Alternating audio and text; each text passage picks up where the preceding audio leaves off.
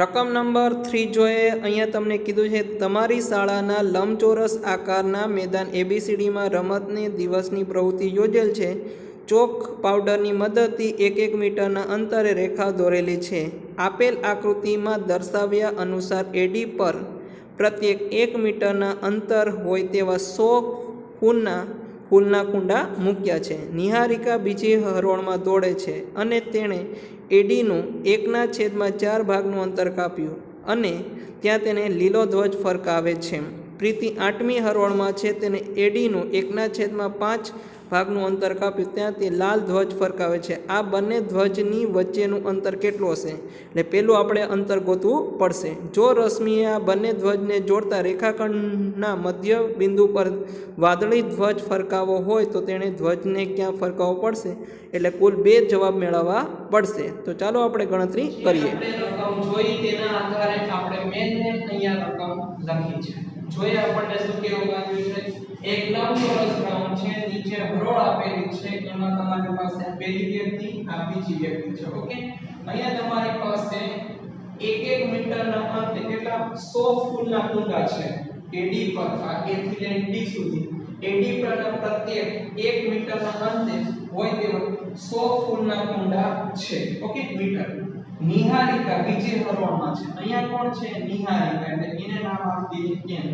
નિહારિકા બીજી હરોળમાં દોડે છે, તેને AB નું કુલ અંતર એટલે અહીંયા આવશે AD આવશે 1/4 ભાગનું અંતર કાપ્યું અને કયો ભાગ લીલો ધ્વજ ફરકાવે છે. પ્રીતિ 8મી હરોળમાં છે, એને શોર્ટ ફોર્મ આપી દે P. 8મી હરોળમાં છે અને 1/5 ભાગનું અંતર કાપ્યું છે. લાલ ધ્વજ ફરકાવે છે. આ બંને ધ્વજ વચ્ચેનું અંતર કેટલું હશે? પહેલા આટલું આપણે ગણતરી કરી લઈએ. ઓકે, તો પહેલી વસ્તુ ઈ કરવી પડે. નિહારિકાએ કાપેલ અંતર એને કુલ કેટલા ભાગનું કાપ્યું? 1/4 ગુણ્યા તમારી પાસે શું કીધું? 1 મીટરના અંતર 100 ફૂલના કુંડા છે. ઓકે, અહીંયા ગુણ્યા 100 કરી દઈએ. કેટલું થશે? 25 ચોક 100 બરાબર કેટલું થશે? 25. નિહારિકાનું જો આપણે કરવું હોય બિંદુ મેળવવા, નિહારિકા કેટલી લાઈનમાં છે? બીજી હરોળમાં છે. કેટલું અંતર કાપે? 25. એટલે શું મળશે? 2 અને 25. એવી રીતના બીજી વ્યક્તિ કોણ છે? પ્રીતિ. પ્રીતિએ કાપેલ અંતર. પ્રીતિનું અંતર કેટલું આપ્યું છે તમને? 1/5 અને કુલ કેટલું છે? 100. 20 × 100. ઓકે, કેટલું આવશે? 20. હવે પ્રીતિ છે કેટલી હરોળમાં છે? 8મી હરોળમાં. તેથી બિંદુ ક્યુ બનશે? 8 અને 20. હવે આપણને શું કીધું? આ બંને ધ્વજ વચ્ચેનું અંતર ગોતો. આપણે અંતરનું સૂત્ર લેવું પડે.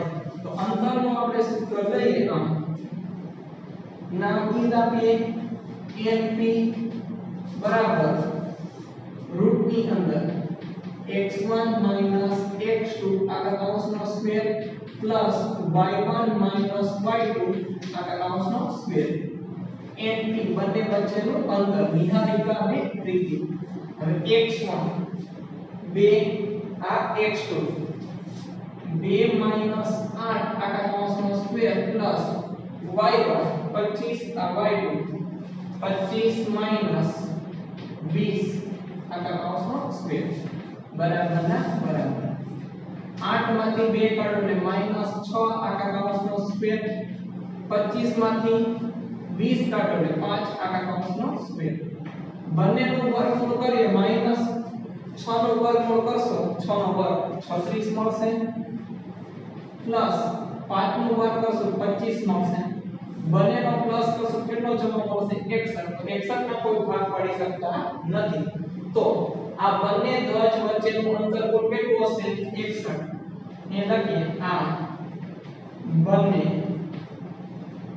ધ્વજ વચ્ચેનું અંતર રૂટમાં 61 છે. તો આગળ આપણે ગણતરી કરીએ. રશ્મિએ આ બંને ધ્વજ આ A અને B નિહારિકા અને અને કોણ પ્રીતિ.